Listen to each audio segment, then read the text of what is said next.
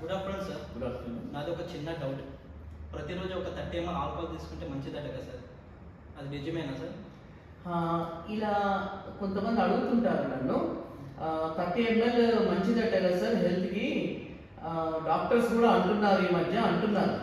కానీ ఒక విషయం ఏంటంటే, ఆల్కహాల్లో ఎలాంటి పోషక విలువలు ఉండవు. దాని కెమికల్ నేమ్ ఇథైల్ ఆల్కహాల్. అయితే అది తీసుకోవడం వల్ల 3 రకాల లక్షణాలు వస్తాయి. 30 ml తీసుకున్న తర్వాత అదే ఎఫెక్ట్ రావడానికి 50 ml, 60 ml, 80 mlకి వెళ్ళాల్సి వస్తుంది.